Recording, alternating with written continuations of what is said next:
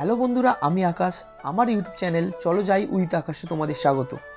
আজ আমি তোমাদের দেখাবো বাঁশবেড়িয়ার হংসেশ্বরী মন্দির, ব্যান্ডেল চার্চ ও হুগলির ইমামবাড়া।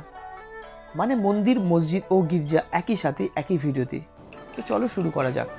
সকাল 9টার সময় আমরা কলকাতা থেকে গাড়ি নিয়ে বেরিয়ে পড়েছি বাঁশবেড়িয়ার উদ্দেশ্যে। কলকাতা থেকে মাত্র 60 কিমি ডিস্টেন্সের মধ্যে এই হংসেশ্বরী মন্দির। এর কাছে এসে দেখি সুবিশাল বহু পুরনো একটি গেট, যদিও এটি মন্দিরের এন্ট্রি গেট না। 200 বছরেরও বেশি প্রাচীন এই হংসেশ্বরী মন্দির পশ্চিমবঙ্গের হুগলি জেলার বাঁশবেড়িয়া নামক স্থানে অবস্থিত একটি বিখ্যাত কালী মন্দির। রাজা নৃসিংহদেব 1799 খ্রিস্টাব্দে হংসেশ্বরী কালী মন্দিরের নির্মাণ শুরু করেন এবং তার মৃত্যুর পর 1814 খ্রিস্টাব্দে তার পত্নী রানী শঙ্করী এই মন্দিরের নির্মাণ সম্পন্ন করেন।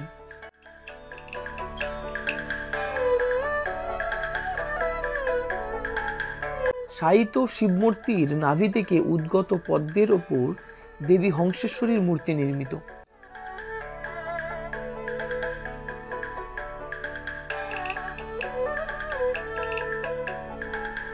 ঠিক এই মন্দিরের পাশেই টেরাকোটা নির্মিত অনন্ত বাসুদেবের মন্দির রয়েছে। এই দুটি মন্দিরই ইন্ডিয়ান আর্কিওলজি ডিপার্টমেন্ট দ্বারা সংরক্ষিত।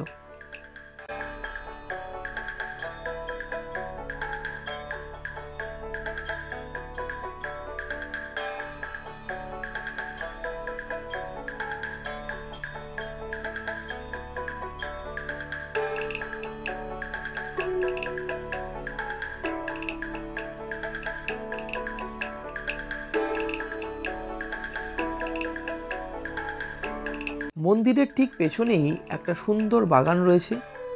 এই মন্দিরের 13টি মিনার প্রতিটি প্রস্ফুটিত পদ্মের মতো এবং এই মন্দিরের গর্ভগৃহের উচ্চতা 70 ফিট।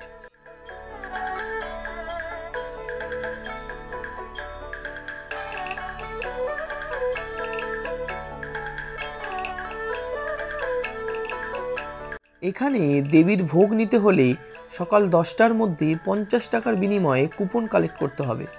আর ভোগে ছিল খিচুড়ি, সবজি, চাটনি, পাঁপড় আর পায়েস।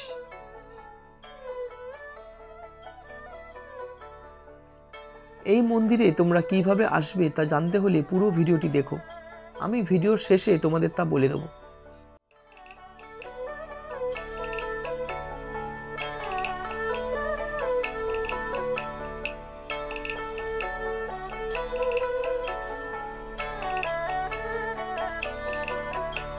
হংসেশ্বরী মন্দির থেকে মাত্র 6 কিমি ডিস্টেন্সের মধ্যেই পড়বে ব্যান্ডেল চার্চ। এটি পশ্চিমবঙ্গের প্রাচীনতম খ্রিস্টান চার্চগুলির মধ্যে একটি। ব্যান্ডেল চার্চ 1599 খ্রিস্টাব্দে পর্তুগিজরা নির্মাণ করেছিলেন।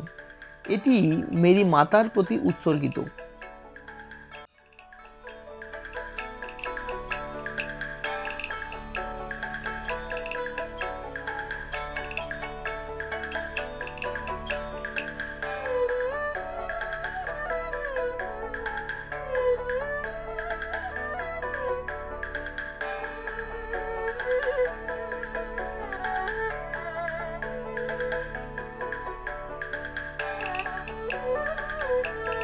চার্চের ভেতরে সেরকম কিছু ডিটেলসে দেখানো সম্ভব হয়নি, কারণ এখানে কোনো রকম ভিডিও বা ফটো তোলা নিষেধ।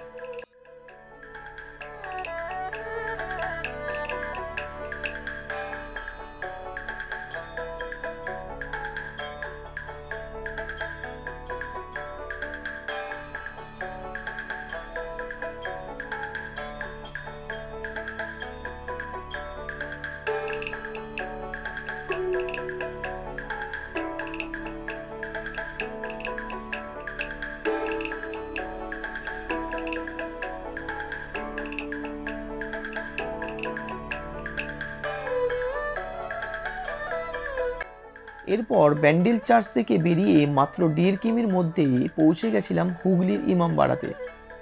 10 টাকা করে এন্ট্রি ফি দিয়ে আমরা ভেতরে ঢুকছি।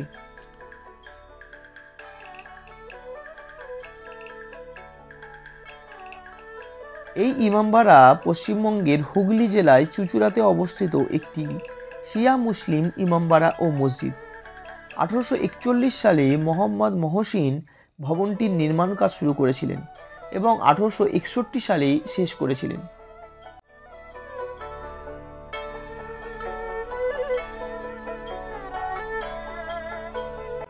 এই ইমামবাড়াটি বিখ্যাত তার ঘড়ির জন্য। এটি মূল প্রবেশদ্বারে নির্মিত দুটি টাওয়ারের মাঝখানে অবস্থিত। প্রায় 150 ফুট উচ্চতার প্রতিটি টাওয়ারের শীর্ষে পৌঁছাতে 152টি সিঁড়ি আছে।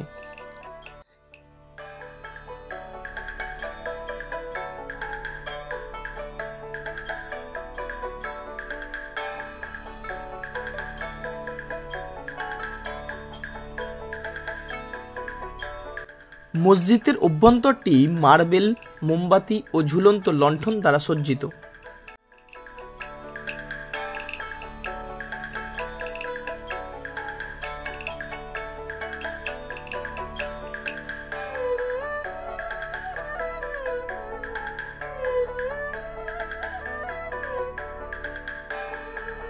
গেটের এই ডান দিকে সিঁড়ি দিয়ে পুরুষ এবং বাম দিকে সিঁড়ি দিয়ে মহিলাদের যাওয়ার রাস্তা। তো চলো দেখা যাক ওপর থেকে ভিউটা কেমন আসছে।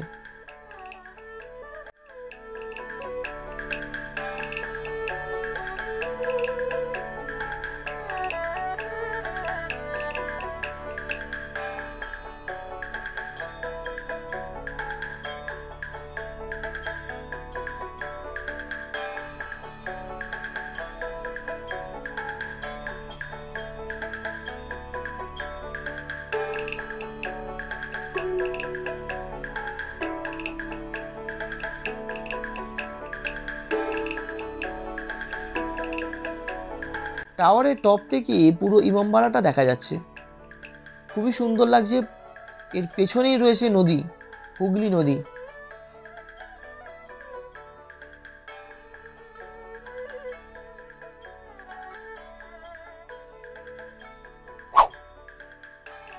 হংসেশ্বরী মন্দির আসতে হলে তোমাদের নিয়ারেস্ট রেলওয়ে স্টেশন পড়বে বাঁশবেড়িয়া, যেটা হাওড়া কাটোয়া মেন লাইনে পড়ে। তোমরা হাওড়া থেকে হাওড়া কাটোয়া লোকাল ধরে বাঁশবেড়িয়া আসতে পারো, অথবা শিয়ালদা থেকে শিয়ালদা কাটোয়া গ্যালোপিং লোকাল ধরেও বাঁশবেড়িয়া আসতে পারো। সেখান থেকে টোটো বা অটো ধরে ডিরেক্ট হংসেশ্বরী মন্দির। তারপর হংসেশ্বরী মন্দির ঘোরা হয়ে গেলে ওর বাইরে থেকেই তোমরা ব্যান্ডেল চার্চ যাওয়ার জন্য টোটো পেয়ে যাবে, 20 মিনিটের মতো লাগবে।